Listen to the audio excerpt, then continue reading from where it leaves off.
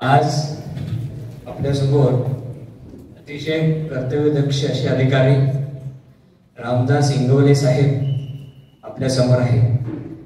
तर ऍक्च्युली त्यांनी पोलीस प्रशासनात अगदी PSI PI पासून गडिंग्लजला ते पूर्वी PI होते, त्यानंतर इथून प्रमोशन होऊन पुण्याला आणि त्यानंतर काही काळ इचलकरंजी, अनेक वेळा असं झालं काही दिवस लातूरला देखील साहेब होते.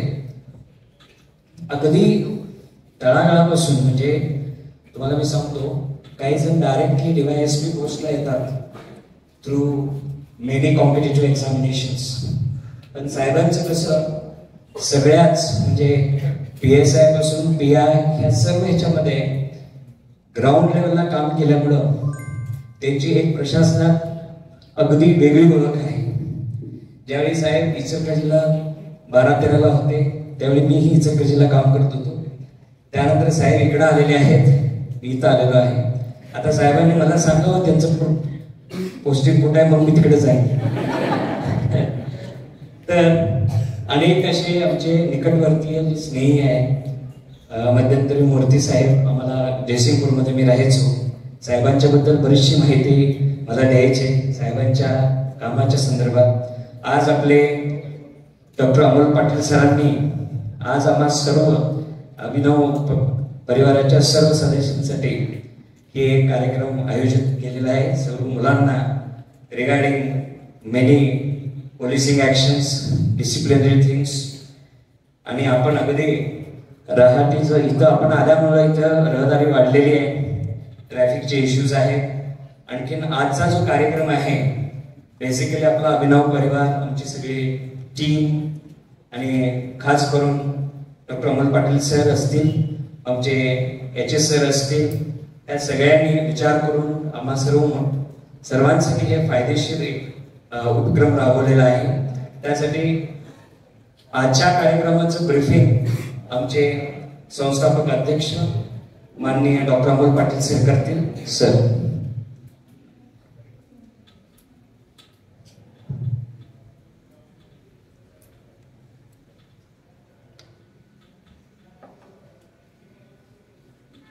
Good all.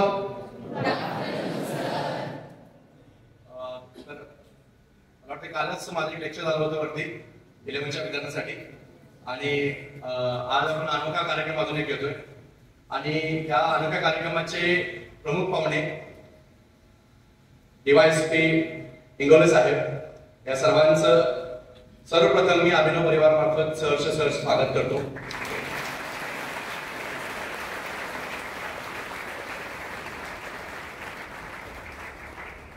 आणि सरांना मी धन्यवाद देतो, कारण आज सकाळी मी जवळपास फक्त 11 वाजता मी सरांना भेटायला गेलो होतो, आणि सरांना मी माझ्या मनची इच्छा जी आहे ती व्यक्त केली की भरपूर आपले असे विद्यार्थी आहेत ज्या विद्यार्थ्यांना आता हे टीन एज मध्ये आहेत, म्हणजे 13 वर्षापासून ते 19 वर्षाचं वय जे आहे त्याला आपण टीन एज म्हणतोय. त्या टीन एज मधली बऱ्यापैकी मुलं जे आहेत त्यांच्याशी आम्ही डील करत असतोय. आणि या टीन एज मधल्या मुलांचे नो डाऊट हार्मोनल चेंजेस पण होत असतात, एनर्जी ट्रेमेंडस असते. पण मी कायम म्हणतोय की अशी ताकद असते त्यांच्यामध्ये की लाख मला त्याचं पाणी काढायला एवढी जबरदस्त ताकद असते. आणि या टीन एज मध्ये एवढी ट्रेमेंडस ताकद असताना फक्त ती ताकद जी आहे ती फक्त प्रॉपर चॅनलाइज करायला पाहिजे. कुठल्याही अनावश्यक गोष्टींच्याकडे त्यांचं लक्ष जाऊ नये, कुठेही त्यांच्या ध्येयावरती परिणाम होऊ नये, यासाठी म्हणून त्यांना फोकस ठेवणं तितकंच गरजेचं आहे, डिसिप्लिन लावणं तितकंच गरजेचं आहे. आणि यासाठी म्हणून मी सरांना मुद्दाम भेटायला गेलो होतो. सकाळी 11 वाजता सरांना भेटलो. सरांना मी माझी मनची व्यथा सांगितली की मुलं जी आहेत ती मुलं खूप थोडी सोज्वळ असतात, देवगुणाची असतात, पण थोडासा कुठल्या तरी वाईट संगतीला लागून थोडीशी बिघडतात. मग ते बिघडणं जे आहे ते आयुष्यभरासाठी अक्षरशः त्यांचं पूर्ण आयुष्य ते बर्बाद करू शकतं. आणि ते होऊ नये. आपली मुलं जी आहेत ती अभ्यासात हुशार आहेतच, पण अभ्यासासोबतच त्यांनी बाकीच्या गोष्टींमध्ये सुद्धा, म्हणजे स्पोर्ट्स मध्ये असतील किंवा बाकी स्पर्धा परीक्षा असतील, त्यामध्ये जेव्हा आपलं नशीब चमकवायचं असतं, आजमावायचं असतं, त्यावेळी त्या विद्यार्थ्यांच्यावरती कुठलाही गुन्हा नसावा, त्यांना कायद्याचं ज्ञान तितकंच असावं.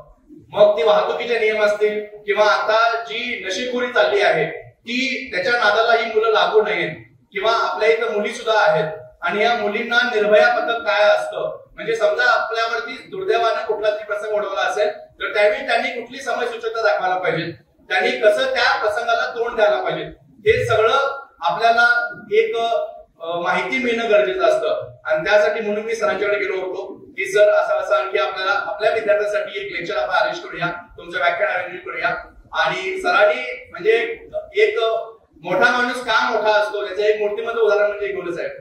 कारण मी सकाळी 11 वाजता सांगितलं सर क्षणाचा विलंब न करता सर म्हणाले सर मी 4 वाजता येतो आणि 4 वाजता आपण हे अरेंज करायचं आहे. त्यामुळे सर तुमचं खूप खूप धन्यवाद. कारण अगदी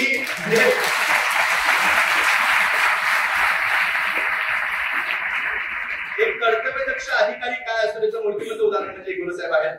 म्हणजे क्षणाचे विलंब न करता सरांनी सांगितलं की मी 4 वाजता येतोय आणि ते पण मला वाटते सर लगेच आले असते, म्हणजे तुम्ही चला पुढे मी आलोच असतो म्हटले असते. फक्त सरांना बदरगडचा एक दौरा होता आणि तो दौरा करून सर येत आहेत, म्हणजे तर बदरगडला गेले आणि तिथून डायरेक्टली आता इथे येत आहेत आणि तुमच्यासाठी ते उपलब्ध झालेत. सरांचं पुन्हा एकदा अभिनव परिवारामार्फत सहर्ष स्वागत आहे.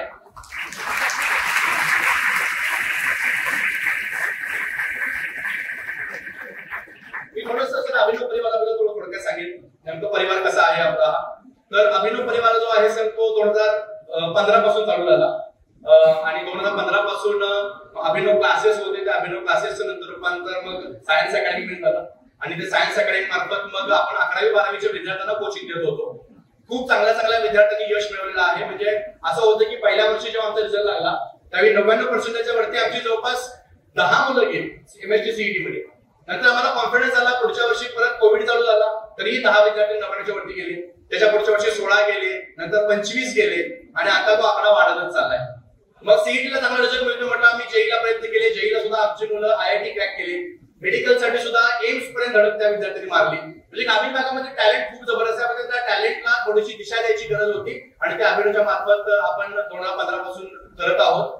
आणि ग्रामीण भागामधल्या मुलांना यश मिळाल्यानंतर जो आत्मिक समाधान मिळतं ते खूप मोठं आहे. म्हणजे ते कुठल्याही मोठ्या पुरस्कारापेक्षा मोठा आहे असं मी म्हणेन. आणि हा अभिनव परिवार खूप मोठा होत चाललाय. मग 11वी-12वी रिझल्ट मिळाल्यानंतर मग आम्ही मुद्दाम फाउंडेशन चालू केलं सर. म्हणजे जर 11वीला एखादा विद्यार्थी आल्यानंतर एवढा चांगला रिझल्ट मिळवतोय तर तेच विद्यार्थी जर आम्हाला खालून मिळाले, अगदी 6वी पासून मिळाले, तर त्यांचा पाया आम्ही जर भक्कम केला तर त्या विद्यार्थ्यांना नक्कीच पुढे यश मिळेल. म्हणून आम्ही फाउंडेशन चालू केलं. फाउंडेशन मध्ये चांगला रिझल्ट मिळत आहे. इस्रोला मुलं आपली जात आहेत, त्यानंतर ओमियोबामध्ये एक्झाम क्रॅक करतायत, गणित प्रावीण्य, गणित प्रज्ञा, एनएमएमएस असेल, स्कॉलरशिप असेल, म्हणजे कुठेही आपले विद्यार्थी कमी नाहीये. आताच काही विद्यार्थी आपले इस्रोच्या दौऱ्यासाठी गेलेले आहेत अहमदाबादला. म्हणजे ग्रामीण भागामधलं टॅलेंट खूप मोठं आहे. मग आम्ही थोडासा मुद्दा पुढे गेलो आणि मग केजी पासून स्कूल चालू केलं आणि आता अभिनव परिवार जो आहे तो अगदी केजी पासून ते 12वी पर्यंत आहे. जवळपास 1600 विद्यार्थी आपल्या सोबत आता शिकतायत. तेवढाच मोठा पालकांचा सुद्धा सपोर्ट आपल्याला लाभलेला आहे आणि तेवढे सुज्ञ पालक आपल्या भागामध्ये आहेत आणि त्यामार्फत हे सगळं चालू आहे. आताच आपण 2 महिन्यापूर्वी 20 जूनला आपल्या नवीन संकुलाचंही उद्घाटन केलं आणि या नवीन संकुलामध्ये तुम्ही व्याख्यान देणारे पहिले प्रशासकीय अधिकारी आहात. म्हणजे आम्हाला आजला लक्षात राहील.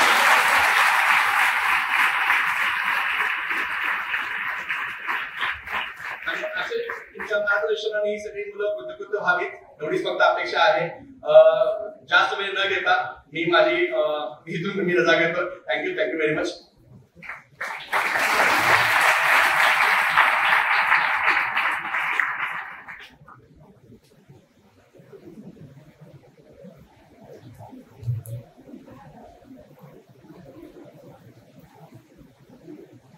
माननीय डीवायएसपी रामदास इंगवले साहेबांचं यथोचित सत्कार आपल्या अभिनव परिवाराचे डायरेक्टर अमोल पाटील सरांनी करावं ही विनंती.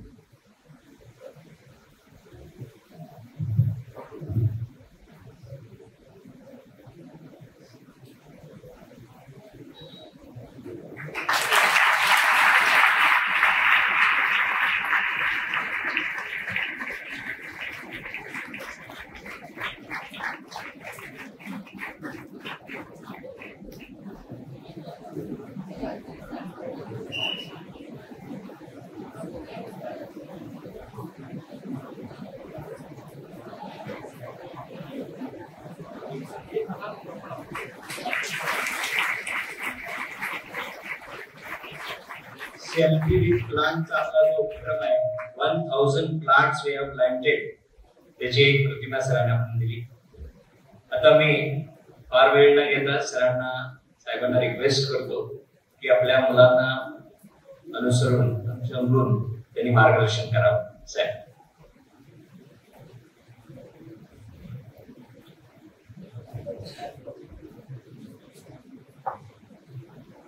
सर्वांना नमस्कार. आज मी आपल्या अभिनव इन्स्टिट्यूट मध्ये कायद्याची थोडी माहिती देण्याकरिता उपस्थित आहे.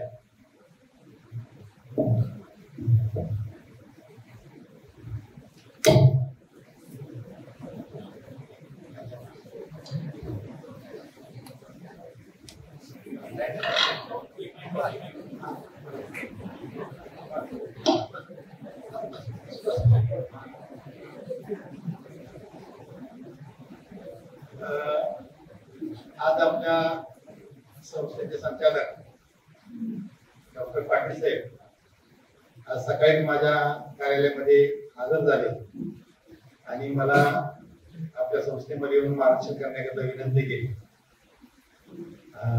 आज मागील आठवड्यात भरपूर पाऊस चालू होता आणि त्यामुळे आम्ही थोडं व्यस्तच होतो. तरी सरांचा आग्रह होता की आपण येऊन मार्गदर्शन करावं. मी आपल्या इंटरव्ह्यूची वेळ विचारली आणि सकाळी 2 वाजेपर्यंत कॉलेजेस असतात, संध्याकाळच्या वेळेस असतील का नाही मला कल्पना नव्हती. परंतु सुदैवाने आपली संस्था 5 वाजेपर्यंत चांगली चालू असते, त्यामुळे मला 4 वाजतापर्यंत उपस्थित राहणं शक्य झालं. या कार्यक्रमात व्यासपीठावर उपस्थित असलेले कंपाळ सर यांनी माझी भरपूर माहिती तुम्हाला सांगितली. मलाही माहिती होती की माझी माहिती त्यांच्याजवळ आहे.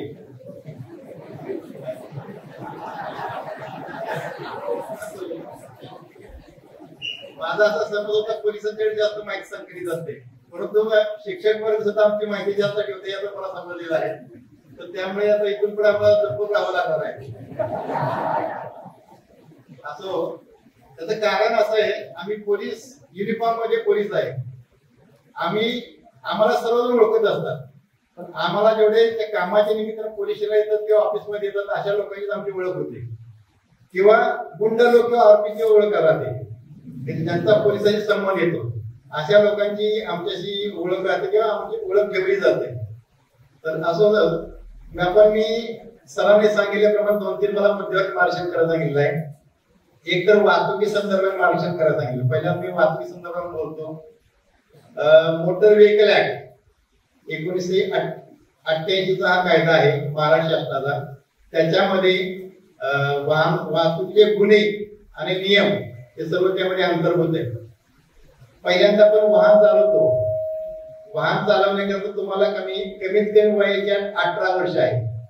पण तुम्हाला कल्पना असेल 16 ते 18 वर्षाकरता 50 सीसीचं इंजिन असतं ज्या वाहनाला, अशा वाहनाकरता विदाउट लायसन्स सुद्धा तुम्ही ते वाहन चालवू शकता. परंतु 50 सीसीच्या वरचं जे कोणते वाहन असेल, आता सर्व 100च्या वरती सर्व वाहन आहेत आणि बारीक मुलींच्या स्कूटी किंवा अशा प्रकारच्या गाड्या आहेत.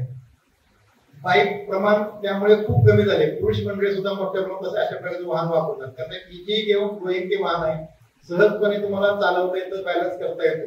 त्या वाहनाचा वापर मोठ्या प्रमाणात व्हायला लागलेला आहे. तर तुम्हाला लायसन्स 18 वर्षापासून भेटतं. 18 वर्ष तुम्ही लायसन्स ऑनलाईनचा अप्लाय करावं लागतं. ऑनलाईन तुम्ही अर्ज केला की तुम्हाला लर्निंग लायसन्स भेटतं. त्याकरता काही टेस्ट असतात, ऑनलाईन 10 प्रश्न विचारले जातात, त्याचे पूर्ण उत्तर द्यायचे. लर्निंग लायसन्स भेटले की तुम्हाला 6 महिन्याच्या कालावधीनंतर तुम्हाला परमनंट लायसन्स भेटतं. 6 महिन्याच्या आतमध्ये तुम्ही जर पुन्हा परमनंट लायसन्स केले तर होतं, अदरवाईज ते लर्निंग लायसन्स लॅप्स होतं. लर्निंग लायसन्स काढल्यानंतर 30 दिवसानंतर तुम्ही परमनंट लायसन्स काढू शकता, जेणेकरून तुम्हाला कायमस्वरूपी तुम्हाला वाहन परवाना भेटेल. ते वाहन परवाने कोणकोणते आहेत? वाहन परवाना एक आहे की खाजगी वाहन, प्रायव्हेट व्हेकल ड्रायव्हिंगचं, त्यामध्ये 2 व्हीलर आहे, 4 व्हीलर कार्स आहेत, किंवा बाकीचे प्रायव्हेट वाहन आहेत, खाजगी वाहन, यांना तुम्हाला लायसन्स दिलं तर 20 वर्ष का त्याची मुदत असते. किती वर्ष? 20 वर्ष. आणि ते जर ट्रान्सपोर्ट व्हेकल असेल, जसे की तुम्ही आता स्कूल बस आहे तुमची, किंवा जीप असते प्रवासी वाहतूक करणारे असते, ट्रॅव्हल्स आहे, एसटी आहे, ट्रक आहे, मालवाहतुकीची जेवढी वाहन आहेत त्यांना 3 वर्षाची मुदत असते. एकदा लायसन्स भेटले त्यांना 3 वर्ष मुदत. ते कधी भेटतं ट्रान्सपोर्ट व्हेकल? तुम्ही LMV म्हणजे 4 चाकी वाहनाचा परवाना, खाजगी वाहन परवाना घेतला, तो तुम्ही 3 वर्ष चालवल्यानंतर तुम्हाला ट्रान्सपोर्ट व्हेकल भेटतो. तुम्हाला पहिल्यांदा लगेच ट्रान्सपोर्ट व्हेकलचा परवाना भेटत नाही. तर तुम्ही खाजगी वाहन, तुम्हाला वाहन चालवण्याचा अनुभव असावा. तर ट्रान्सपोर्ट व्हेकल म्हणजे तुम्ही फक्त तुमच्या स्वतः जीवाची जबाबदारी नसते, तुमच्या पाठीमागे सर्व वाहनामध्ये बसल्या सर्व प्रवाशांची असू द्या किंवा मालाची असतात, किमती माल असतो भरपूर, ती सर्व वाहून नेण्याची जबाबदारी तुमच्यावर असते. म्हणून त्याला अनुभव द्यायला लागतो. त्यानंतर 3 वर्षातून तुम्हाला ट्रान्सपोर्ट व्हेकलचा परवाना भेटतो आणि तो परवाना प्रत्येक 3 वर्षांनी रिन्यू करावा लागतो. कारण वाहनामुळे कुठे अपघात होतो, काय होतो, अपंगत्व येतं किंवा इतर कारणामुळे किंवा दृष्टी व्यवस्थित नसते, म्हणून तुमचं 3 वर्षांचं ते लायसन्स रिन्यू करावं लागतं.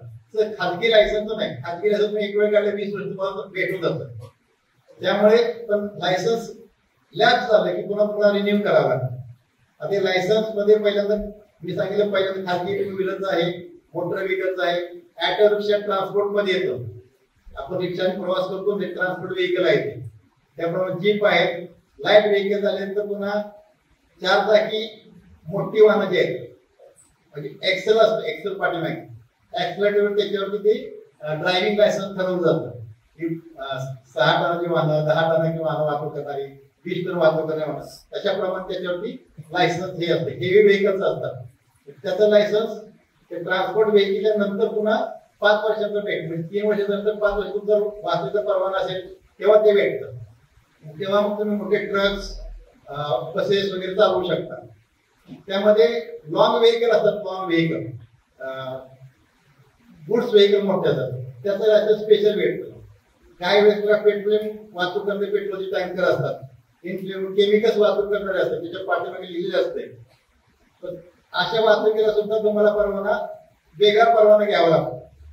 तो तुम्हाला परवाना या ट्रान्सपोर्ट व्हेकलच्या, हे व्हेकल जरी असतं तुमचं ट्रान्सपोर्टचं, तरी तुम्हाला ते वाहन चालवायचा परवाना नसतो, त्याला स्पेशल परवाना तो घ्यावा लागतो. आपण गॅसचे सिलेंडर घेऊन जात असतो किंवा ऑक्सिजनचे सिलेंडर असतात किंवा वेगवेगळ्या केमिकल सिलेंडर असतात, तर ती वाहतूक करण्याची माहिती असणं गरजेचं आहे. कुठे एका अपघात झाला, त्या लीक झालं तर काय करायला पाहिजे, सर्व त्याची माहिती ज्याला असते अशा व्यक्तींना ती लायसन्स दिलं जातं. अशा प्रकारे वेगवेगळे लायसन्स आहेत. ट्रॅक्टर चालवायला सुद्धा लायसन्स लागतो, फक्त एका वाहनाला लायसन्स लागत नाही. कोणत्या तुम्हाला माहित आहे का? सायकल ते आता त्याला इंजिन, त्याला कुठं सीसी नाही, काही नाही. रोड आहे, रोड रस्ता करतात. आता ते ट्रॅक्टर तुम्हाला मोठे आहेत तर त्याला लागते लायसन्स, पण रोड त्याला लायसन्स लागत नाही. तर हे एकच वाहन आहे की त्याला लायसन्स लागत नाही.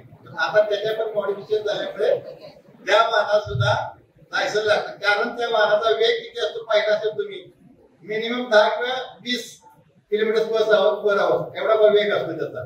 त्यामुळे त्या वाहनाला लायसन्स लागत नव्हतं. परंतु आता त्यात मॉडिफिकेशन त्याला सुद्धा लायसन्सची आवश्यकता पडायला लागली.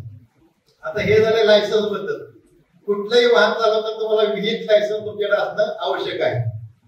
लायसन्स नसेल तर कारवाई केली जाते, पोलीस पकडतात आणि वाहतूक नियमानुसार दंड केला जातो. ते मग कोणकोणत्या मग कायदे, कोणते नियम कोणते आहेत किंवा त्याचं उल्लंघन केलं कोणता गुन्हा होतं, हे थोडे तुमच्या आता जे आपल्याला जे आवश्यक आहे तेवढे मी तुम्हाला सांगतो.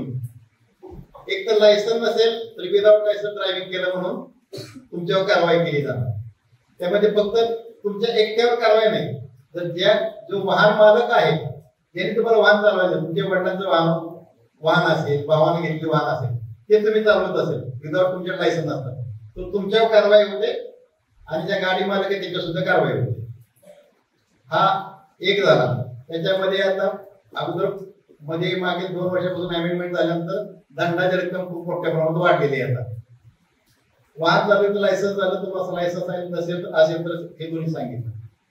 परत तुम्ही आता सर्वसाधारण कॉलेजला येणारे विद्यार्थी ट्रिपल सीट येतात, 4 वाहन चौघेजण बसून येतात, तर ज्या वाहनाची कॅपॅसिटी आहे त्याप्रमाणे वाहतूक, टू व्हीलर आहे तर 2 व्यक्ती त्याच्यावरती प्रवास करायला पाहिजे. ट्रिपल सीट असेल तर त्याच्यावरती गुन्हा आहे. त्याचे कलम तुम्हाला कलम सांगून काय आवश्यकता नाही, तर त्याच्यामध्ये तुम्हाला लायसन्स तुमचं जप्त करतात. भरपूर गुन्ह्यामध्ये तडजोड शुल्क घेण्याची ट्रॅफिक वाहतूक पोलिसांना परवानगी आहे. पण हा गुन्हा आहे की ज्याच्या अगोदर मी ड्रॉप केला असता मी तत्वशी कमी करून घेत होतो, तेव्हा 100 रुपये दंड होता. पण आता दंडाची रक्कम वाढलेली आहे, तर आता तो दंड ट्रॅफिक कर्मचारी भरून घेत नाही, तुमचं लायसन्स जमा करतो, कोर्टात खटला पाठवतो. त्यामुळे तुम्हाला ट्रिपल सीट वाहन चालवायचं असेल तर लक्षात आपलं लायसन्स जमा होणार. लायसन्स जमा झाल्या तुम्ही जोपर्यंत दंड भरायचा तोपर्यंत लायसन्स तुम्हाला भेटत नाही. त्यामुळे ट्रिपल सीट वाहन चालवू नका. तुम्ही असं समजा आम्ही ग्रामीण भागामध्ये आमच्याकडे 2 पोलीसवाले इकडे पकडायला येतात, पण तुम्ही एकदा गडिंग्लज मधून येत असता. त्यामुळे आमचं निर्भय पथक आहे ते फक्त महिलांच्या जागृती करत नाही, वाहतूक केसेस सुद्धा करतं. त्यामुळे ट्रिपल सीट चालवू नका. कॉलेजवरती आता तुम्ही सरांनी सांगितलं सर्व टीनेजर आहेत, आता नवी 11वी 12वी झाल्यानंतर मोकळं फ्रीडम भेटतं. तुमचं सुदैव तुमचं आहे की तुमच्या पालकांनी तुम्हाला एवढ्या चांगल्या इन्स्टिट्यूट मध्ये शिक्षणाकरता दाखल केलेला आहे. आमच्या वेळेस मराठी शाळा होती, जिल्हा परिषद शाळेमध्ये जायचं 7वी पर्यंत, हायस्कूलला हाफ पॅन्ट आणि पांढरा शर्ट घालून वरती पांढरी टोपी घालून असं आमची शाळा झालेली होती. पण त्यावेळेस सायकल सुद्धा खूप दुर्मिळ लोकांची सायकल सुद्धा असायची. माझ्या सुट्ट्या सायकल सातारा कुकर कारखाना आहे, कुकर इंजिन होते मला गेली, त्यांची चोरून आम्ही सायकल घेऊन जायचो. असे दिवस आता लोकांना चोरून मला म्हणायचे माझ्या चुकीचे सांगण्यात तात्पर्य असं आहे की तुम्हाला खरोखर तुम्ही सुदैव, तुम्हाला चांगल्या संस्थेमध्ये तुम्हाला दाखला केलेला आहे आणि आई वडिलांना चांगलं शिक्षण घेण्यात आपल्याला पाठवलेलं आहे. तुम्ही ग्रामीण भागातले माझ्याप्रमाणेच आहात. त्यामुळे सरांनी सांगितले ग्रामीण भागात खूप टॅलेंट आहे, खरोखर खूप टॅलेंट आहे. आता जेवढे प्रशासनामध्ये सर जेवढे अधिकारी आहेत महाराष्ट्र शासनाच्या, म्हणजे माझ्या नंतर किंवा 2006 सालापर्यंतचे सर्व मोस्टली 60 ते 70% अधिकारी सर्व जिल्हा परिषद शाळेमध्ये शिकलेले आहेत. आणि आता ते शैक्षणिक सर्व पॅटर्न बदलत गेले आणि त्यानुसार इंग्लिश मीडियम स्कूल सुद्धा जास्त वाढलेले आहेत. आणि ग्रामीण भागामध्ये मराठी शाळा फक्त आता नावापुरते म्हणजे मतदानापुरते राहिलेले आहे. त्याचं एक कारण असं आहे की खूप चांगल्या संस्था ग्रामीण भागामध्ये सुद्धा आलेल्या आहेत आणि चांगले शिक्षण देत आहेत. त्यामुळे ती संख्या कमी झालेली आहे. तर मला सांगायचं आहे की आता तुम्हाला आता कॉलेजमध्ये आला 10वी नंतर असं वाटतं की आपण 10वी परीक्षेची बोर्डाची परीक्षा आपण फ्री झालो होता. आता कॉलेज एन्जॉय मस्त बाईक करणार, मस्त सिव्हिल ड्रेस घालणार, जीन्स पॅन्ट घालणार, फिरणार. शाळेमध्ये युनिफॉर्म असतो त्यामुळे काय करता येत नाही, स्वच्छते लाईफ जगता येत नाही. कॉलेजला गेल्यानंतर मनामध्ये आपल्या वेगवेगळे विचार असतात. तर तसं मुलांना वाटत असेल की मुलींना वाटत असेल, मग यायचं गाडी शो केला घेऊन यायची मोठ्या भावाची वडिलांची, कुठं राऊंड मारायचं, शायनिंग करायची तुमच्या भाषेमध्ये, तर कुठं बस स्टॉपच्या थांबायचं. तर असे जे प्रकार होतात आणि तिथून छेडछाड होते त्याच्यावरती सुद्धा कारवाई केली जाते. म्हणजे झिकझॅक गाडी चालवणे किंवा वळणाने गाडी चालवणे, डेंजरस व्हेकल ड्रायव्हिंग करणे हा गुन्हा आहे. म्हणजे वाहन जे आहे ते तुम्ही व्यवस्थित हायगाने वाहन चालवायचं नाही पाहिजे. आपण फक्त वाहन चालवले तर आपण एकटा पडल्याने जखमी होणार नाही, दुसराही व्यक्ती जखमी होतो. म्हणून हायगाने वाहन चालवणे 279 कलम आहे ते, त्याच्यामुळे तुम्हाला तो गुन्हा होतो. कुठल्याही अपघातामध्ये पहिल्यांदा ते शिक्षण लागतं. तुमच्याकडे अपघात झाला तर काय होईल बाळा, जर तुम्ही मोटरसायकल पडला किंवा फोरव्हीलर पडला काय होईल अपघात झाल्यानंतर? एक तर जखमी होईल किंवा वाहनाचं नुकसान होईल.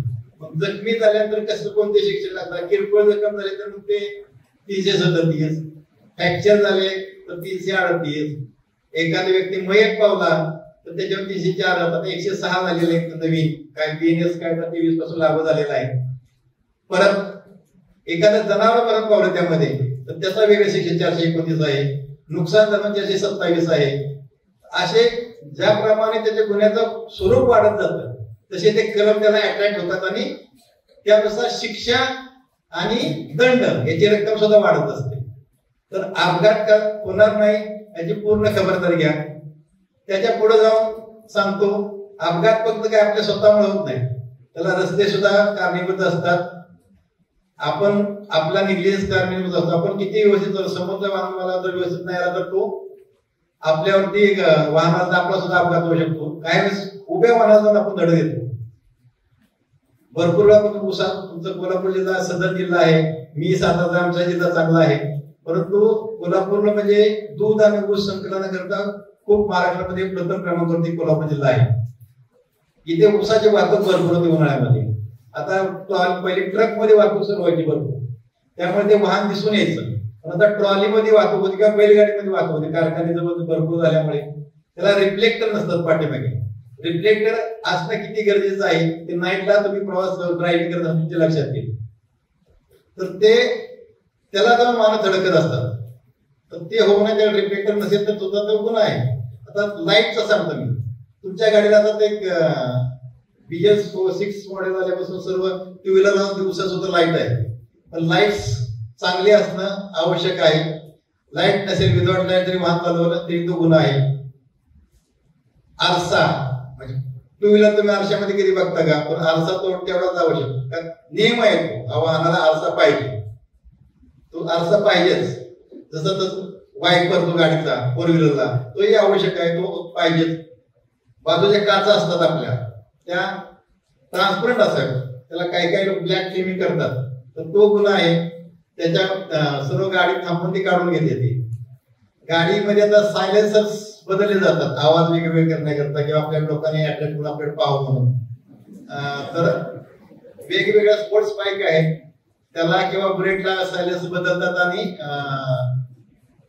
मोर्चामध्ये किंवा इतर ठिकाणी फिरत असतात. सर हर्षवर्धन साहेब IAS होते 5-6 महिन्यापूर्वी गडिंग्लज परिसरात शिकाऊ. आम्ही दोघांनी मिळून मागच्या वेळेस 6 महिन्यापूर्वी 100 वाहनाचे सायलेन्स आम्ही जप्त केले होते आणि दसरा चौकामध्ये मी त्याच्यावर रोलर फिरवला होता. कोणत्याही वाहनापेक्षा मध्ये मॉडिफिकेशन केले तर RTO प्रमाणे ते वाहन जप्त करावं लागतं. त्याला खूप मोठा दंड आहे. पुढे अल्टरेशन तुम्ही वाहनामध्ये करू शकत नाही. जसं की आता तुम्ही पाहता गणपती आता समोर आहे, गणपतीला ते ट्रॅक्टर असेल किंवा ती एखादी म्युझिक सिस्टीमची गाडी असते तर त्याला ते अल्टरेशन करून वेगळं फाउंडेशन त्याच्या उभं करतात, त्याच्यात ते बॉक्स करून ठेवतात. तर तसं ती करता येत नाही. तसं केलं तर RTO प्रमाणे त्याचे केसेस होतात. आता किती कारवाई होती ती गौर भाग आहे. कारण कसं आहे की गणपती उत्सव राज्य शासनाने महाराष्ट्र उत्सव म्हणून साजरा डिक्लेअर केलेला आहे. त्यामुळे गणेश उत्सव सर्वांनी सर्व गरीब भक्तांनी मोठ्या प्रमाणात साजरा करावा हा एक शासनाचा हेतू आहे. चांगल्या सद्भावने आणि भक्तिभावाने करावा. त्यामुळे या उत्सवामध्ये पोलिसांनी कारवाई करून तिथे विघ्न आणणे किंवा एखादा कायदा सुव्यवस्थेचा प्रश्न निर्माण होणे म्हणून ते टाळलं जातं. दुसरा आता अपघात कशामुळे होतो पुढे आणखी मी सांगितलं, आपल्या स्वतः ड्रायव्हिंगमुळे, रस्त्यामुळे, दारू पिऊन वाहन चालवणे, ड्रंक अँड ड्राईव्ह सर्वात मोठा 10,000 रुपये दंड आहे. मी ड्रॉप केलं तर 2,000 दंड होता, आता 10,000 रुपये दंड आहे. आणि लायसन्स तुमचं 3 महिन्याचं सस्पेन्शन होतं. फाटल अपघात झाला म्हणजे प्राणांकित अपघात, एखादा व्यक्ती तुमच्या अपघातामध्ये मरण पावला तर त्याच्यामध्ये सुद्धा तुमचं लायसन्स सस्पेंड होतं 6 महिन्याकरता. परत तुम्हाला नवीन लायसन्स काढावं लागतं. तर लायसन्स सस्पेंड झालं तर आम्हाला कोण पकडणार आहे? आमची पोलिसांची कारवाई करतात एक्झिक्युटिव्ह पॉवर्स पोलिसांच्याकडे आहे किंवा RTO कडे आहे. आमची यंत्रणा खूप थोडी कमी आहे. पण आम्ही कारवाई केली नाही याचा अर्थ तुम्ही अगदी निश्चिंत चालाल किंवा असं काही नाही ना. तुमचा अपघात कशामुळे झाला तर तुमच्या निष्काळजीपणामुळे किंवा बेदरकारपणे वाहन चालवल्यामुळे अपघात झाला होता. पुढे तुमच्या अशा प्रकारे अपघात होऊ शकतो. तुमचा अपघात होऊ शकतो, तुमच्या पाठीमागे बसणाऱ्या व्यक्तीला दुखापत होऊ शकते. हे टाळण्याकरता आपण व्यवस्थित वाहतुकीचे नियम चालवून वाहन चालवलं पाहिजे. शहरामध्ये तुम्ही गेल्यानंतर खूप वाहतुकीचे नियम पाळावे लागतात. मुंबईमध्ये सर्वात मोठ्या प्रमाणात भारतामध्ये वाहनाची संख्या आहे, सर्वात मेट्रोपॉलिटन शहरामध्ये. एवढे शिस्तबद्ध असं चालतं. 8 लेन जाणाऱ्या 8 लेन येणाऱ्या म्हणजे वेस्टर्न एक्सप्रेस हायवे आहे किंवा ईस्टर्न एक्सप्रेस हायवे, एवढ्या मोठ्या प्रमाणात वाहनाची संख्या असते. तरी तिथे कुठे अपघात होत नाही. का होत नाही? सर्व वाहनाचे नियम पाळतात. सिग्नल येलो लाईट लागली लगेच वाहन जागेवर थांबतात. का तर पुढचा क्रॉस येणार वाहन आहे ते लगेच त्याला 4 सेकंद राहिले असतात, लगेच स्टार्ट करता गाडी पुढे येते. तुम्ही जर म्हटलं की येलो लाईट रेड लाईट लागल्यावर मी निघून जातो, 100% अपघात होतो. मग तो तुमच्या जीवाशी जाण्यासाठी अगदी अपघात होतो. त्यामुळे मुंबईमध्ये सर्वात जास्त नियमांचं पालन केलं जातं, वाहतूक नियमांचं. आणि कालच पहा दहीहंडी आपली होती, दहीहंडी 1 करोड 10 लाखांवरती मुंबई पोलिसांनी दंड आकारला गेलाय गोविंदावरती, म्हणजे वाहनांच्यावरती कारवाई करून. म्हणजे किती मोठ्या प्रमाणात कारवाई केली असेल. एका दिवसात एवढा दंड जर वसूल होत असेल मुंबई पोलीस, ट्रॅफिक पोलीस फक्त, बाकी कोणते नाही, फक्त ट्रॅफिक पोलिसांनी एवढी वाहतुकीच्या नियमाचा भंग होत असतोय. तर कृपया दिलेले नियम आहेत ते तुम्ही पाळले पाहिजेत, तर तुम्ही सुरक्षित राहा. जर वाहतूक नियमांचा तुम्ही भंग केला तर तुम्हाला किंवा समोरच्या त्याचा त्रासच होणार आहे. आता अपघात झाल्यानंतर एक क्रिमिनल केस होती, फौजदारी गुन्हा दाखल होतो अपघाताचा, तो भाग 5 मध्ये गुन्हा दाखल होतो आणि कोर्टामध्ये तुमच्यावर खटला पाठवला जातो, म्हणजे दोषारोपपत्र चार्जशीट पाठवलं जातं. ती केस चालते पुन्हा नंतर. त्यामध्ये एक कंपाऊंडेबल ऑफिस असल्यामुळे कोर्ट तुम्हाला दंड करते किंवा नुकसान भरपाई करून घेऊन तो केस संपते. परंतु त्या व्यतिरिक्त सुद्धा मोटर ट्रिब्युनल कोर्ट आहे. क्लेम केस आपल्याला करायची असेल, आता माझं वय समजा 40 वर्ष आहे समजून धरा, मला पगार समजा 50,000 आहे आणि अपघातामध्ये मी एखाद्या वाहनाकडून माझा फॅक्टर अपघात झाला, मी मरत होतो, माझे नातेवाईक किंवा माझी पत्नी मुलं कोणी असेल ते क्लेम करतील. ते सर्वजण भारतातल्या व्यक्तीचं वय 65 वर्षाचं धरलेलं आहे. मग 40 वर्ष 65 वर्ष म्हणजे माझं 50,000 प्रत्येक महिन्यात उत्पन्न असेल, तेवढ्या रकमेचा मी क्लेम करू शकतो ते. आणि ते क्लेम केल्यानंतर तुम्हाला कोर्ट फी भरावी लागत नाही त्याला. जेव्हा तुमचं केस संपल्यानंतर कोर्ट फी जेव्हा मंजूर होते, म्हणजे केस जिंकल्यानंतर ते 12% व्याजाने ते पैसे भेटतात आपल्याला जर लवकर दिले नाही तर. जेवढे क्लेम केले 10 लाख 20 लाख 20 लाख 50 लाख ते सर्व क्लेम तुम्हाला त्या कोर्टाकडून भेटलं जातं संबंधित इन्शुरन्स कंपनी. कोणाकडून? Insurance company. आणि तुमच्या मनात जर इन्शुरन्स नसेल तर मग काय होणार? गाडी विकून घरदाराचं जमीन विकून सुद्धा पैसे करू शकणार आहे का? तर गाडीचा इन्शुरन्स खूप महत्वाचा आहे. इन्शुरन्स सुद्धा लॅप्स होता कामा नये. इन्शुरन्स खूप तो कंपाऊंड पहिल्यांदा फर्स्ट पार्टी इन्शुरन्स असतो, म्हणजे सर्व नुकसान फर्स्ट पार्टी म्हणजे काय? सर्व नुकसान तुमच्या गाडीचं स्वतःच्या गाडी नुकसान जर भरून देत समोर मय झाला जमीन त्याला सुद्धा नुकसान भरपाई भेटली जाते. आणि नंतर मग थर्ड पार्टी इन्शुरन्स होतो. ते केव्हा? वाहन तुमचं 2003 वर्ष झालं, 5 वर्ष झालं, आपण घसारा म्हणतो मराठीमध्ये, तर त्याची किंमत कमी होते.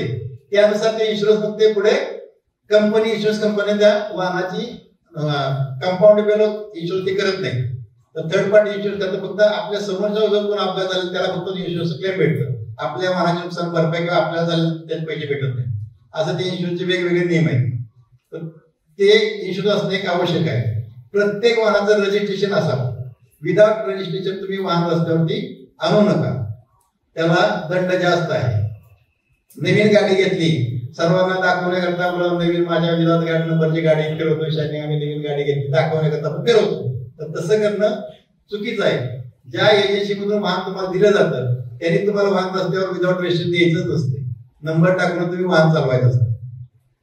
फक्त तुम्हाला जिथून खरेदी तिथून घरापासून आरटीओ ऑफिस पर्यंत या अंतरापर्यंत तुम्हाला विदाउट नंबरची गाडी चालवायला परवानगी असते. इतर ठिकाणी तुम्ही फिरला तर तुमच्यावर विदाउट रजिस्ट्रेशन तुमच्यावर कारवाई केली जाते. विदाउट रजिस्ट्रेशन सांगितलं तर सर्व वाहनातून फिटनेस सर्टिफिकेट महत्वाचं असते वाहनाचं. ते कोणाला?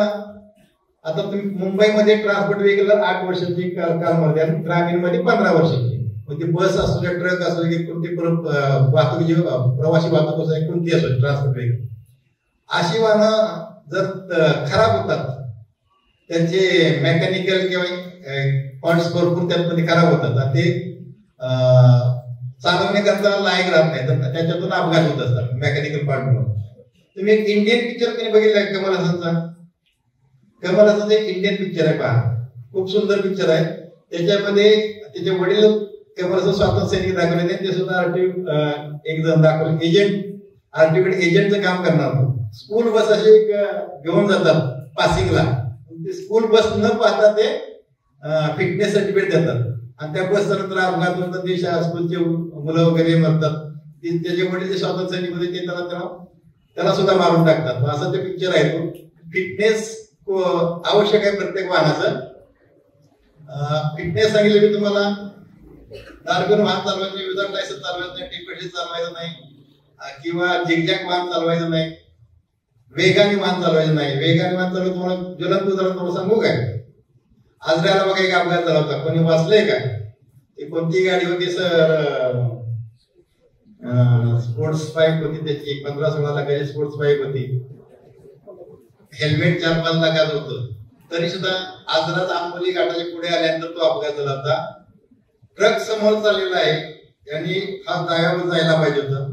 काय डावी बाजू उजव्या लेनला जाऊन उजव्या बाजूला जाऊन धडकून पडलेला आहे आणि तो स्वतः हेल्मेट एवढं वाटतो असून सुद्धा तो त्यामध्ये मरण पावला. म्हणजे वेगावरती मर्यादा असणं खूप आवश्यक आहे. पण ते वेगाची मर्यादा आपण सांभाळायला जर वेगावर नियंत्रण नसेल तर तुमचा सर्वनाश त्या ठिकाणी आहे.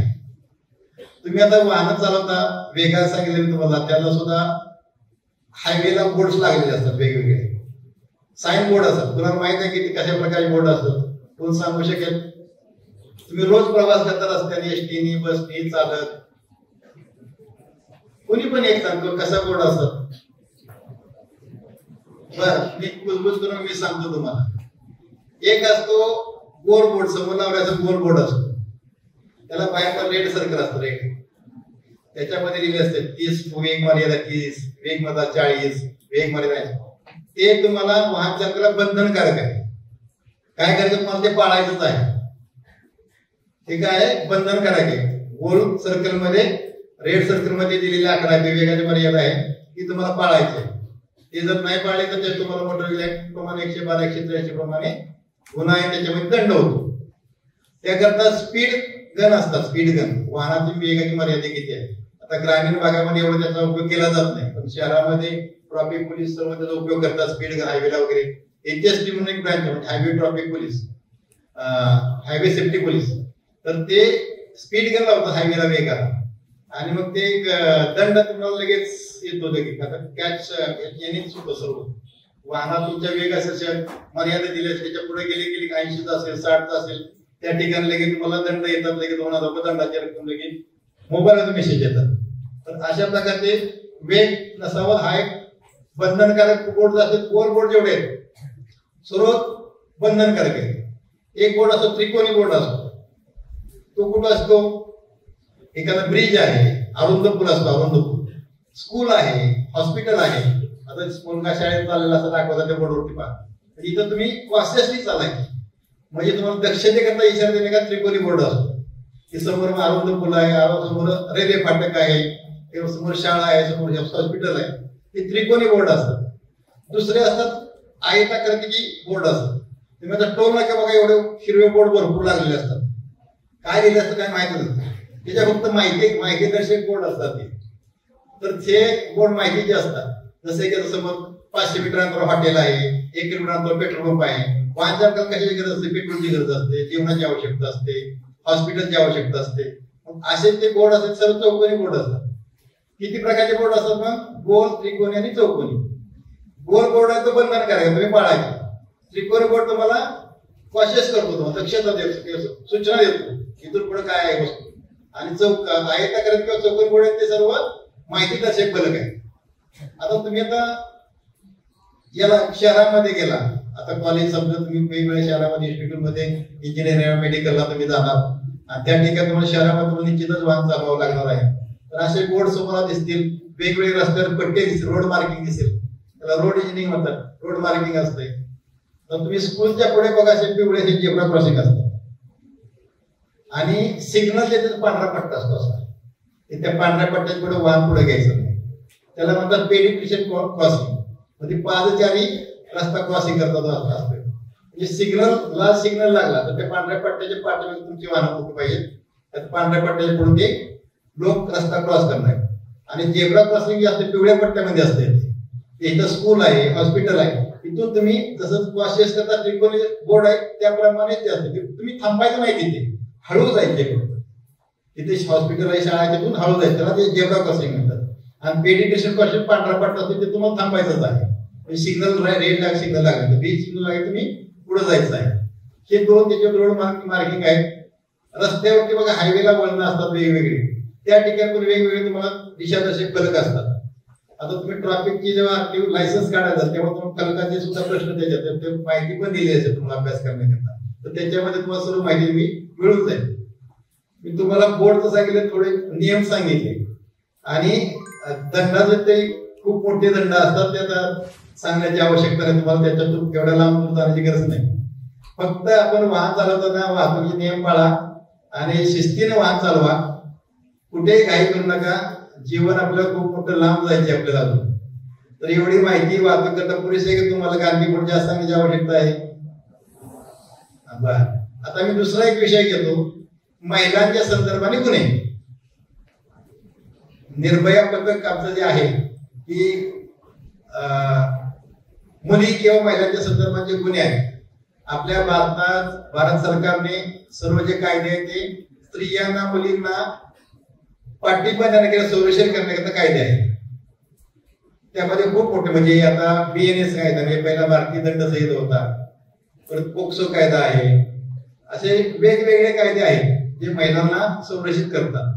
तर त्यामुळे ते गुन्हे कोणते मग आता महिलांना एवढा सपोर्ट का आहे किंवा का त्यांना कायदे त्यांच्या संरक्षितता एवढे आहे? कुठून सुरुवात होते महिलांची छेडछाड करण्याची किंवा गुन्हे कुठून सुरू होतात? प्रथम आता ओळख झाली, तुम्ही एका शाळेमध्ये संस्थेमध्ये बोलताय जाता जाता मोकळी भावना असते. आता ते काही स्कूलमध्ये आमचे निर्भय पद्धत गुड टच बॅड टच तुम्हाला सांगतो, तुम्ही वेगवेगळ्या सिरीज मध्ये पण पाहिलं असेल, पिक्चर मध्ये सुद्धा पाहिलं असेल. तसे गुड टच बॅड टच हे सर्व तुम्हाला माहित आहे. आता तुम्ही टीनेज मध्ये तुम्हाला ते सर्व समजतंय. तर त्यामुळे तुमच्या इच्छेवर कोणी तुमचा पाठलाग करत असेल, तुम्ही शाळेत रोज तुमच्या पाठीमागे येतोय, तुम्हाला काय बोललाय नाही काय नाही, तुमच्या इच्छेवर तुम्हाला माहिती आहे की हा रोज माझ्या पाठीमागे माझा पाठलाग करतोय, त्याचा हेतू काय चांगला नाही. काही न बोलला तरी तुम्ही तुम्ही गुन्हा दाखल करू शकता. विनय भंगाचा गुन्हा दाखल होतो, पाठलाग करणे. तुमच्याकडे मोबाईल आहे, मोबाईल मध्ये तुमच्या इच्छेवर कोणी मेसेज केला, व्हॉट्सअप मेसेज केला, एखादा फेसबुकला काय केलं किंवा इंस्टावर एखादी पोस्ट टाकतो, तुम्हाला बोलायचं नाही काही नाही तरी सुद्धा ते पोस्ट करतोय, तरी सुद्धा त्याच्यामध्ये विनय भंगाचा गुन्हा दाखल होतो. तर आणि ज्या मुली 18 वर्षाच्या कमी आहेत,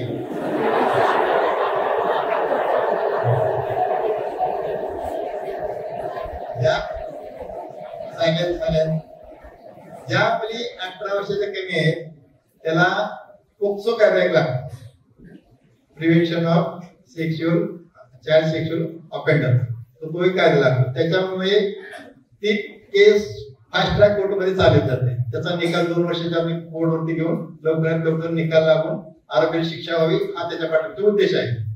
आता मी पहिल्यांदा सांगितलं की पाठलाग करणे. आता पुढे काय होतं, छेडछाड करणे, टिंगल टवाळे करणे. आपण ते कॉलेजमध्ये एक अॅन्युअल फंक्शनला इस्कॉट म्हणतो तुम्ही ना, तर तशा प्रकारे टिंगल त्याच्यातून कुठेतरी मग टिंगल एकमेकांना गुटका असेल, एखादा चष्मावाला असेल, एखादा काहीतरी बोलून त्याला विनाकारण बोलायचं किंवा अपमानास्पद काहीतरी बोलायचं, तर त्याला तो एक पहिल्यांदा चालू होतो. महाराष्ट्र पोलीस कायद्यामध्ये त्याला 111 कलम आमचं निर्भय पद्धत कारवाई करतात. त्याच कायद्यामध्ये 99 ते 117 पर्यंत 8 कलम आहेत की ज्यामध्ये 8 कलम 116 117 सेक्शन कलम आहे, शिक्षा कलम आहे. त्यामध्ये पोलीस शिपाई सुद्धा कारवाई करतो, त्याला अधिकार दिले महाराष्ट्र पोलीस कायद्याला. तो जरा छेडछाड करणे, टिंगल टवाळे करणे, अपमानास्पद वागणे, त्याला तो IPC मध्ये आता BNS मध्ये तो गुन्हा होतो. म्हणजे अश्लील बोलणे किंवा अशा प्रकारचे शब्द वापरणे, इशारा करणे, हातवारे करणे. आता ते मोस्टली हे गुन्हे सर्व विनय भंगामध्येच होतात कन्वर्ट झालेले. फक्त पहिलं फिजिकली तुम्ही कोणत्या शरीराला स्पर्श करणे किंवा कुठल्या स्त्रीच्या मनाला जे वाटेल कोणते कृत्य हे विनय भंगामध्ये. त्यामुळे आता ते सर्व त्याच्यामध्ये झालं, तिकडे विनय भंगाचे गुन्हे दाखल होतात आणि त्याला कायद्याने खूप सपोर्ट आहे. याची जागृती आमची निर्भय पद्धत प्रत्येक कॉलेजवरती किंवा कॉलेजच्या बाहेर जाऊन कारवाई करत असते. आता विनय भंगाला पुढे काय असतंय, मग त्यापेक्षा मोठा रेपचा गुन्हा, बलात्काराचा गुन्हा. बलात्कारामध्ये पण वेगवेगळे प्रकार आहेत. त्यामध्ये 7 वर्ष 10 वर्ष 10 वर्ष 20 वर्ष अशी शिक्षा त्यामध्ये आहे. म्हणजे इंटरकोर्स, त्यामध्ये तुमचा शारीरिक संबंध जेव्हा येतो तेव्हा तो गुन्हा होतो. परंतु नुसतं तुम्ही पेनिट्रेशन जरी केलं तरी तो रेपचा कन्सिडर केला जातो त्यामध्ये. तर तसं यामध्ये हा गुन्हा एका संस्थेमध्ये त्यात प्रलोभन दिलं सरांनी की तुम्हाला मी HOD करतोय, प्राध्यापक HOD करतो, तुम्ही त्यांच्यासोबत आशा करून संभोग केला. एखादी मतिमंद मुलगी असते, वेडी मुलगी असते, तिला कशाकरता संमत देते तिला समजतच नाही, तिच्यासोबत संमत केला तरी तो बलात्कार असतो. लहान मुलगी असते 18 वर्षापेक्षा कमी, तिच्या दिलेले कन्सेंट जरी असेल, हो म्हणली जाते, तरी सुद्धा ते कायदा त्याला मानत नाही. तो अल्पवी नाही, तिला काही संज्ञान नाही, म्हणून तिने दिलेली संमती कायदा ग्राह्य धरत नाही आणि त्यानुसार तो सुद्धा बलात्कार होत असतो. एका वेळेस स्वतःचीच पत्नी आहे किंवा स्वतःचीच असं भासवून जो संपून केला जातो तो सुद्धा त्यामध्ये गुन्हा आहे. एक किंवा त्यापेक्षा जास्त म्हणजे 2, 3 असं तो जर गुन्हा केला बलात्काराचा तर तो गँग रेप होतो. त्याच्यामध्ये 10 वर्षाची पुढे शिक्षा आहे, 14 वर्षाची पुढे शिक्षा आहे. एक वेळ गुन्हा केला, डबल गुन्हा केला तर 20 वर्षाची शिक्षा आहे. आजकाळी ते गाव बाजूला आपले आहे. मी कडे जर पिया असताना सर सांगेल त्यावेळेस एक गुन्हा झाला होता. नवीतली मुलगी दूध घालायला गेली होती डेअरीला आणि तिथे ते एक 67-68 वर्षाचे म्हातारे संध्याकाळी 7, 7:15 वाजता ते मुलगी गेली होती आणि त्याने तिच्याबरोबर रेप केला.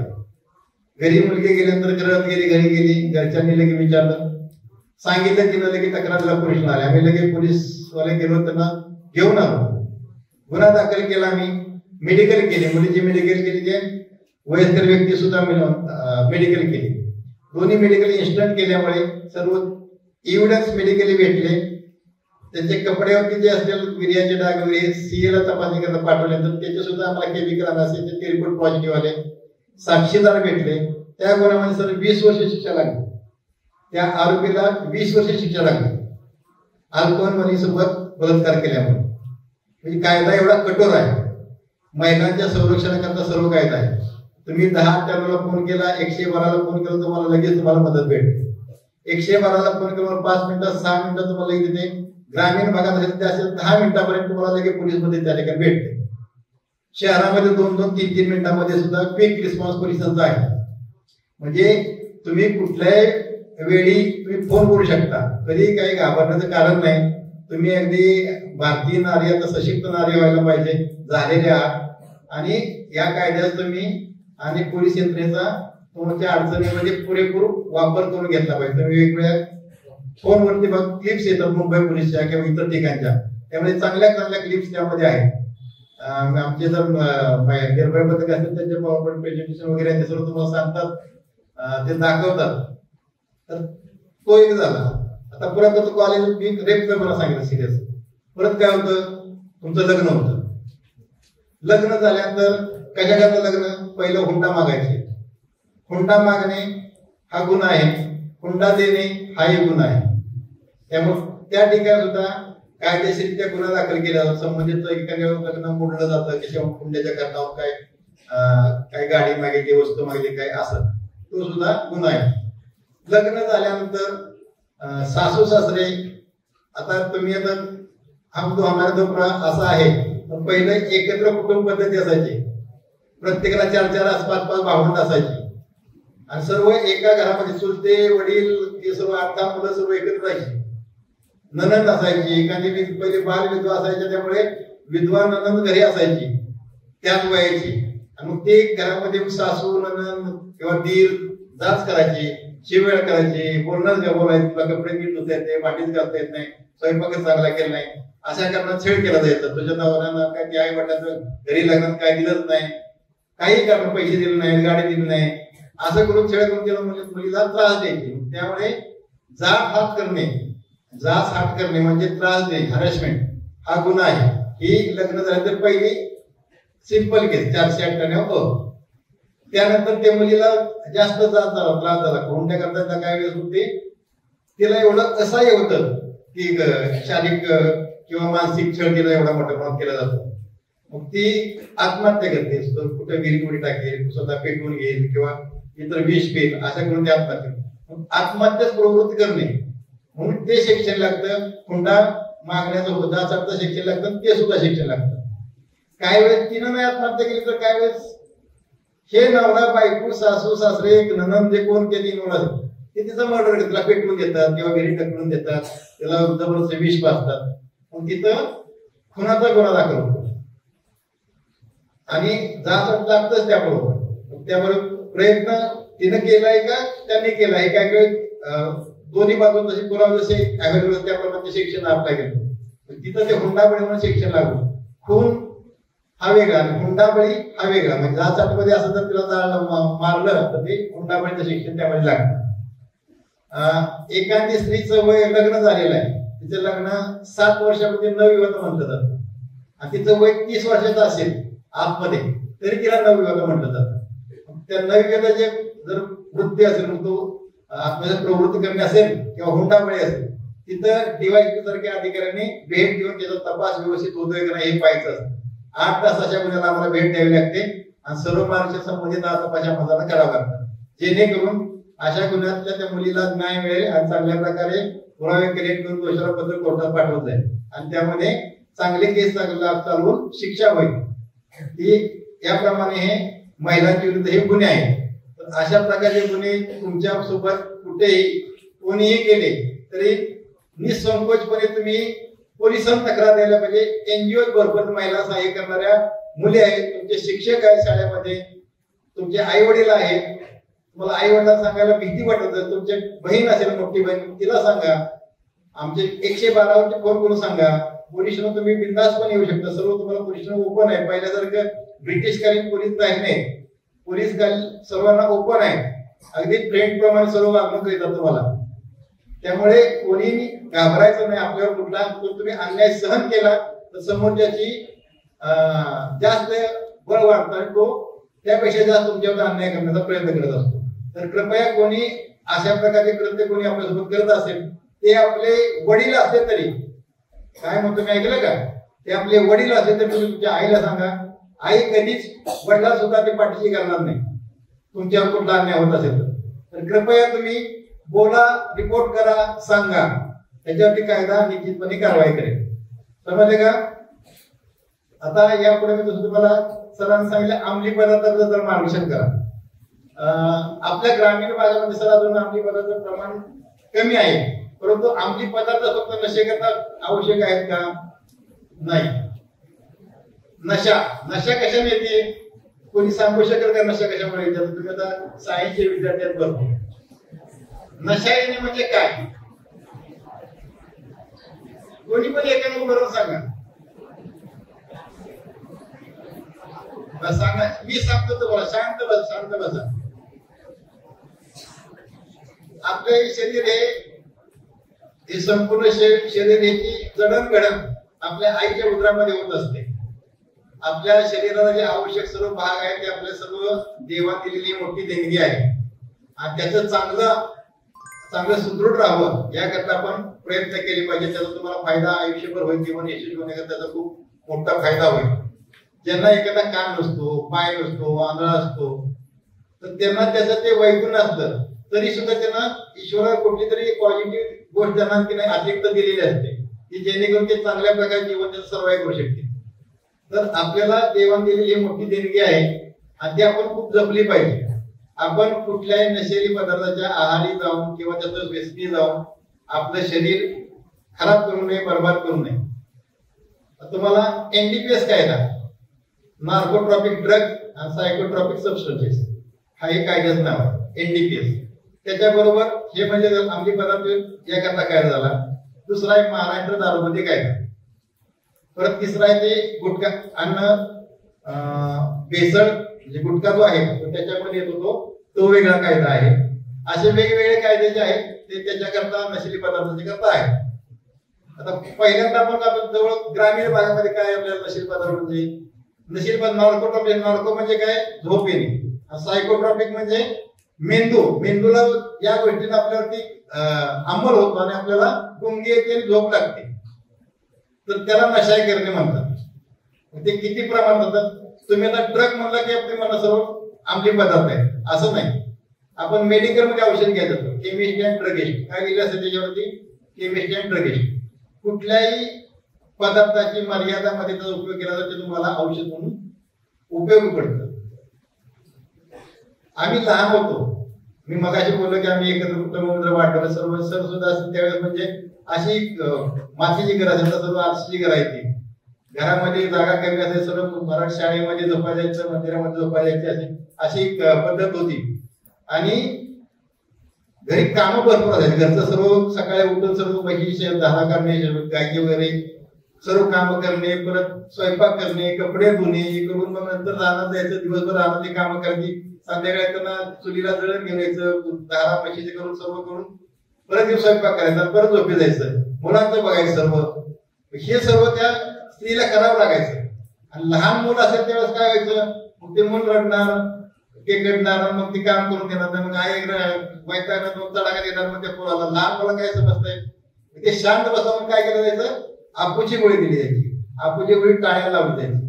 एकदा पोराला आंघोळ घातली, मस्तपैकी पावडर काजळ वेळ लावणार, झोपवणार, 4 तास 5 तास बरोबर झोपून जायचं, त्याला ती नशा यायची, ती गुंगी यायची आणि ती झोपत जायचं. ती तिची आई मस्तपैकी सर्व घरात सर्व काम आटवायची.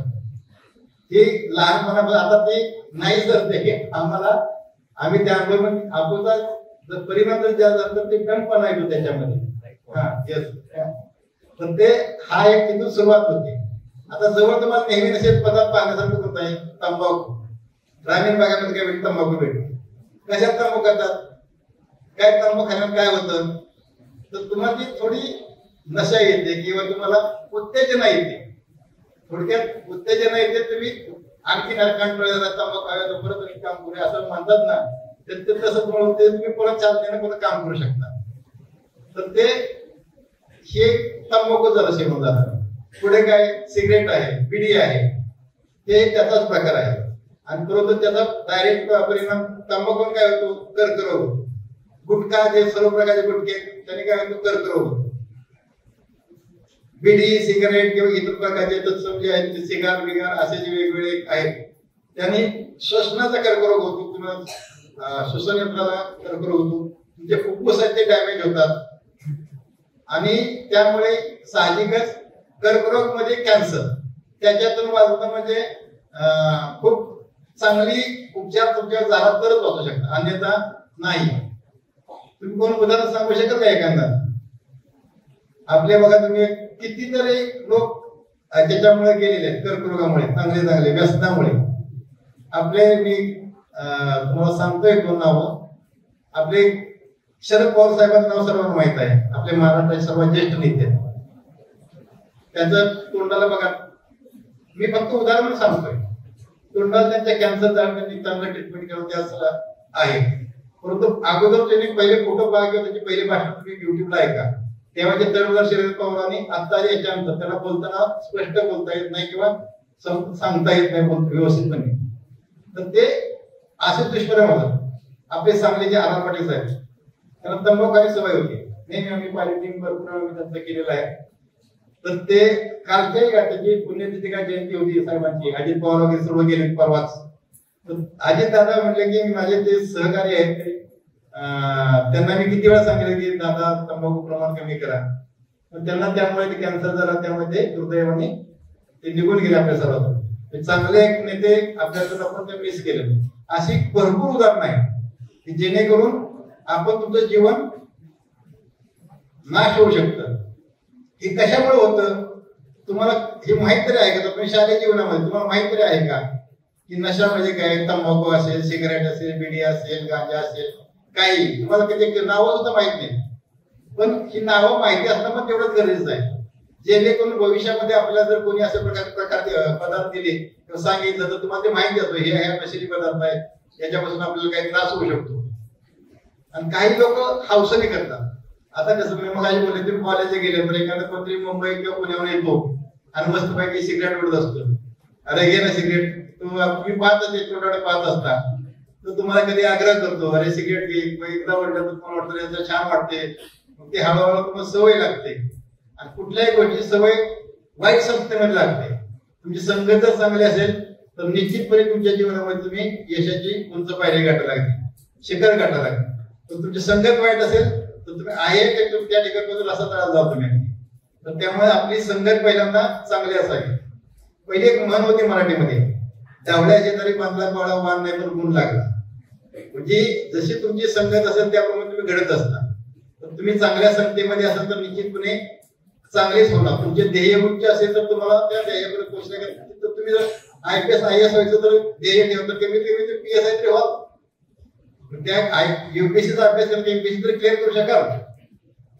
सांगण्यात तुमचं ध्येय उच्च ठेवा, चांगली संगत ठेवा, चांगल्या मुलांच्या मोठ्या व्यक्तींच्या संगतीमध्ये राहा, जेणेकरून तुमचं जीवन यशस्वी होण्याकरता खूप मदत होईल. मी तुम्हाला एक दोन चार उदाहरणं खालची सांगितली जेणेकरून नेहमी तुम्ही पाहता.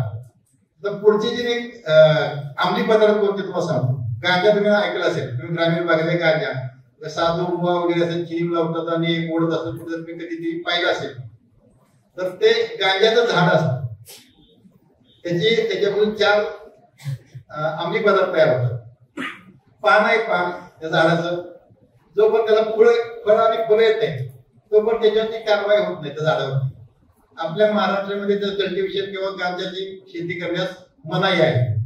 अफगाणिस्तान किंवा इतर कंट्रीजमध्ये त्याला ते आहे, किंवा आपल्या देशामध्ये सुद्धा काही ठिकाणी राजस्थानमध्ये, मध्य प्रदेशमध्ये त्या ठिकाणी ठराविक जिल्ह्यामध्ये परवानगी दिली आहे, आंध्र प्रदेशमध्ये, तर त्या ठिकाणी अशी परमिशन शासनाने दिलेली आहे. तर ती पण इतर ठिकाणी आपल्याकडे ही मनाई आहे. असल्या गांजापासून पहिल्यांदा पान, झाडाची पान असल्याचं पान, त्याला काय होतं, पान म्हणजे भांग. तुम्ही होळी धुलीवंदनला भांग पितात बघा, करतात ते भांग. त्यांनी काय होतं, तुम्हाला थोडे गुंगे येतील, तुम्ही हसत असेल तर हसत जास्त हसत राहता, किंवा असे वेगवेगळे काही ते हावभाव करत असतात. तर ती पहिला त्या झाडापासून उत्पत्ती होणारा अंमली पदार्थ कोणता, भांग. जरा लक्ष द्या रे पाठीमागे, मी 5 मिनिटात उडकणार, म्हणजे जास्त वेळ घेणार तुमचा. दुसरी गोष्ट आहे गांजा. गांजा म्हणजे जेव्हा फुल आणि त्याला बी येतं तर ती तेव्हा ते चिलिंग मध्ये किंवा एखाद्या पेपरवर रॅम्प करून ती ओढली जातात, तेव्हा ते गांजा म्हणतात. त्याच्या पुढे काय आहे, गांजा झाले की तुम्हाला चरस, म्हणजे त्याच्यामध्ये केमिकल कोणतं तरी ऍड केला तर ते चरस होतं. त्याच्या पुढे जाऊन काय होतं, चरस म्हणजे पान आहे, पान त्याचे असं रॅप केलं हातावरती, त्याच्यावर एक थोडं केमिकल टाकायचं पावडर, आणि नंतर ते स्मेल केलं, ते बघितलं असेल पिक्चर मध्ये ओढलं जात असेल तर त्याला ते चरस म्हणतात. आणि त्याच्या पुढचा प्रकार हाशिश. एका झाडापासून 4 प्रकारचे हाशिश मध्ये म्हणजे त्या फळां फुलामध्ये केमिकल वेगळं मिक्स करून ते हाशिश केले जाते. असे 4 नशेली पदार्थ त्याच्यातून होतात. याला आपल्या भारतामध्ये, महाराष्ट्रामध्ये हा एनडीव्हीएस कॅन्सर संपूर्ण भारतामध्ये लागू आहे. ते तुम्हाला स्वतः जवळ बाळगणे, ओढणे, सेवन करणे, स्वतः बाळगणे, ट्रान्सपोर्ट करणे, विक्री करणे, सर्व याला बंदी आहे. त्यामुळे तो कायद्याने गुन्हा आहे. हे मी गांजापासून जे जाणारी उत्पत्ती होती नशेली पदार्थ तुम्हाला सांगितली. त्याच्यापुढे तुम्हाला पप्पी स्ट्रॉ म्हणून एक असते, असं ओव्हल टाईप फळ असतं त्याचं, आणि त्याच्यावरती चिरा मारले असे आपण की चिक निघतो, चिक. तर तो एक पप्पी स्ट्रॉचा हा नशेली पदार्थ आहे. तो चिक पासून अफीम बनवतात, अफीम. त्याच्यामध्ये आपण केमिकल मिळवतात, जसं आपली पॅरासिटामॉल गोळे आहे, सॅरेडॉन गोळे आहे, त्याच्यामध्ये सुद्धा थोडे प्रमाणात ड्रग्ज असतात. अशा प्रकारचे वेगवेगळे केमिकल मिळवले की त्याची मॉर्फिन होते, मॉर्फिन. आणि मॉर्फिन, अफीम आणि मॉर्फिन मिळून पुढे ते हेरोईन होते. हे 3 प्रकार या झाडापासून हे नशील पदार्थ होतात. आणि दुसरा आहे कोकालिक. कोकीन म्हणतो, कोकीन ऐकलं असेल तुम्ही, त्या कोकालिक पासून कोकीन बनवतात. हे पदार्थ नशिली पदार्थ आहे, ते आपल्याला ओळखता येत नाही, त्याला किट लागतं. आम्ही जर आपल्या डोळ्यासमोर ठेवलं तर आपल्याला ओळखता येईल, आम्हाला ओळखता येत नाही. पण त्यांनी नार्को एटीपीएस स्क्वॉड असते आमचं, त्याच्यामध्ये काम त्यांना किट असते ते ओळखण्याकरता. तुम्ही सायन्सला कसं लिक्विड वगैरे वापरता तुम्ही, तशा प्रकारे ते किट वेगवेगळ्या प्रकारचे किट असते, त्यानंतर ते ओळखता येतं. पण याच्यामध्ये शिक्षा 20-20 वर्षापर्यंत शिक्षा आहे, खूप मोठी शिक्षा आहे. तर अशा पदार्थापासून दूर राहा. तुम्ही म्हणा साहेब आम्हाला हे काही माहितीच नव्हतं, तुम्ही जर आम्हाला सांगितलं आणि आम्हाला ओळख करून दिली त्याची, तर हे ओळख तुम्हाला त्याचे दुष्परिणाम सुद्धा सांगितले, त्याच्यापासून तुम्ही दूर राहायचं आहे अशा गोष्टीपासून. म्हणून मी तुम्हाला ही नावं सांगितलेली आहे. नाही तर साहेबांनीच आम्हाला सांगितलंय चला आता आपल्याला माहित झालेलं आहे त्याचा आनंद घेऊ, असं काही करू नका. इतक्या दूर तुम्हाला जाण्याची आवश्यकता नाही. तुम्ही आता कॉलेजचे विद्यार्थी, कॉलेजची तुम्ही शहरामध्ये कधी गेला असेल, सहलीला गेला असेल, पुलाच्या खाली असे गर्दुलीमध्ये बसलेले असतात, ते अशाच प्रकारचे नशेली पदार्थ घेत असतात, ते ओढत असतात कागदावरती वगैरे आणि ओढत असतात. इव्हन तो कॉलेजला सुद्धा इंजिनिअरिंगचे विद्यार्थी असतात, रात्र अभ्यास करतात, सर रात्रीचे ते नाईट आउट करतात, सिगरेट पिणे, दारू पिणे, बिअर पिणे, बाकीचा विषय तर मी सांगितला, दारूचा विषय सांगितलं नाही तुम्हाला. अशा प्रकारे फाईटर असतो, फाईटर तुम्हाला फाईटर ओढतात, फाईटर ओढून अशा करतात.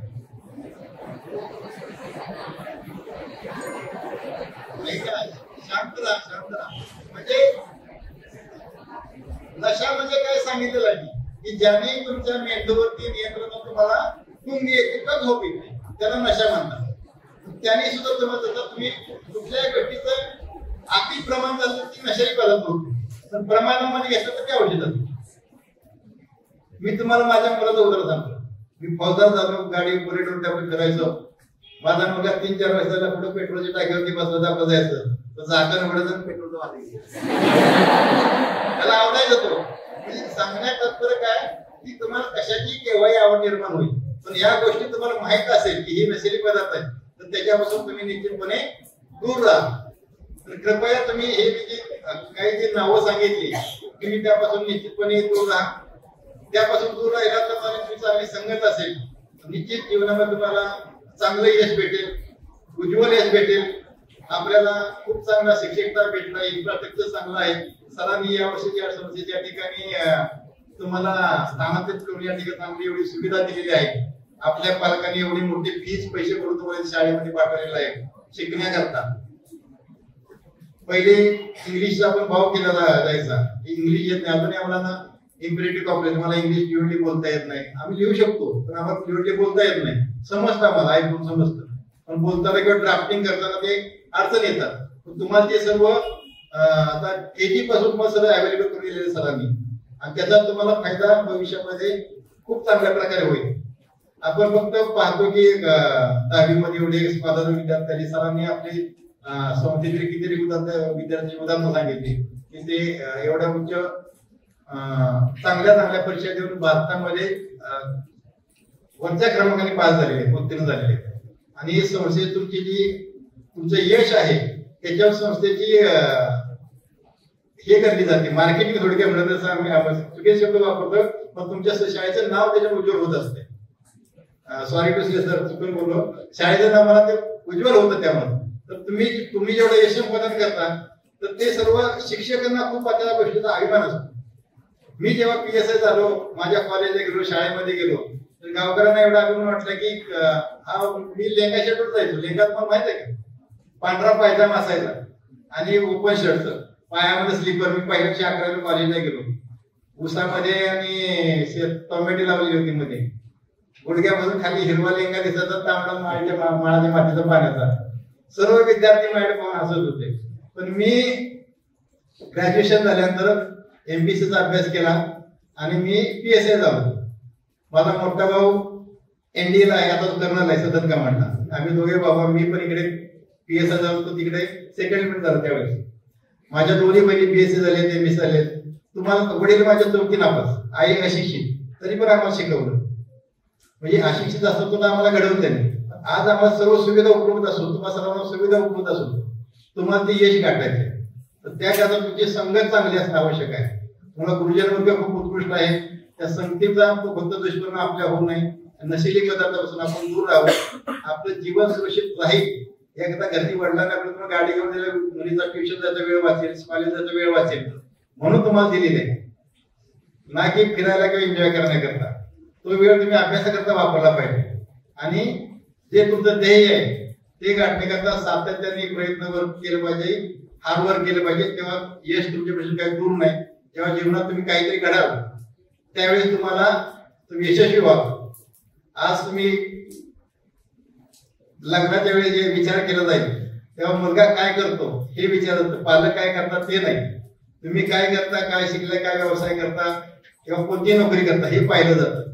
त्यामुळे तुम्हाला हे करणं आहे आणि हे तुमचे उमेदीचं वय आहे.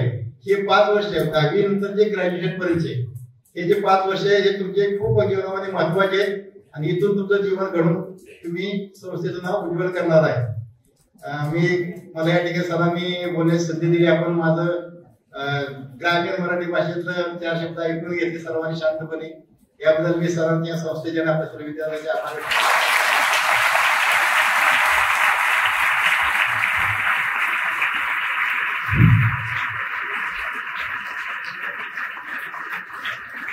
धन्यवाद सर. अतिशय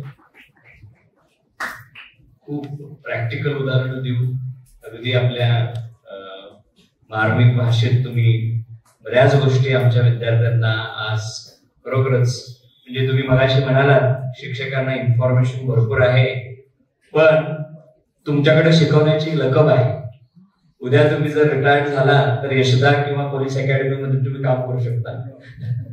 तर आज खरोखरच सरांनी सर्व गोष्टी आपलं मन, मनगट आणि मेंदू याचं विकसन करण्यासाठी करत असताना आपल्याला ज्या टीन एज म्हणजे 13 to 19 हे ज्याला टीन एज आपण म्हणतो, त्यामध्ये आपल्याला प्रॉब्लेम्स येऊ नयेत ह्या दृष्टिकोनातून आपल्या संस्थेचे अध्यक्ष डॉक्टर अमोल पाटील सरांनी तुमच्यासाठी हे मार्गदर्शन आयोजित केलं. आणि ते सरांनी अगदी तुम्हाला सांगतो प्रशासकीय बरीचशी कामं असतात ते बाजूला सारून आम्हा सर्व अभिनवच्या लोकांसाठी सरांनी वेळ काढलं, त्यासाठी मी त्यांचं चिरऋणी आहे. त्याच बरोबरीने त्यांनी अनेक कायदे असतील, अनेक जे काही आपल्याला टीन एज मध्ये जे प्रॉब्लेम्स येतात त्या संदर्भातही बऱ्याच गोष्टी त्यांनी सांगितल्या. आणि हेही सांगितलं की तुम्ही बिलो 18 जर असाल तर कुठल्याच गाड्या आणू नका, आणायचेच असतील तर रोड रोलर किंवा बुलडोजर घेऊन या असंही त्यांनी सांगितलं. त्याच बरोबरीनं आज खूप म्हणजे सरांनी, मी तुम्हाला सरांच्या स्टाईलनं बोलून दाखवतोय. तर आमच्या सरांनी, अमोल पाटील सरांनी एक सूचना दिलेली आहे, खाली कुठल्याही तुम्हाला खास करून मुलींच्या संदर्भात काही मुलींना तक्रारी असतील, काही असतील, आपली खाली पेटी आहे तिथं तुम्ही तक्रारी नोंदवू शकता. 112 ला ह्या नंबरला तुम्ही फोन करू शकता. आणि त्याचबरोबर तुम्हाला काही पर्सनल क्वेरीज असतील तरी साहेबांना तुम्ही विचारू शकता. तर आज ह्या कार्यक्रमाला आमचे अकॅडमिक डायरेक्टर संपाल सर उपस्थित राहिले, त्याचबरोबर आमचे ट्रस्टी आमच्या सर्वांचे अजित पवार सर, त्याचबरोबरीनं मीडिया कोऑर्डिनेटर आमचे कळके सर, इतर माझे सर्व स्टाफ सगळे उपस्थित राहिले. त्याचबरोबर तुमचंही खूप तुमचा टाइम लिमिट संपलेला म्हणून सांगितलं तर हे खूप एन्जॉय करतात. तसे सकाळी 9 पासून असतात मुलं, त्यामुळं really I'm thankful to all my colleagues, my students for listening to this wonderful information. Thank you one and all.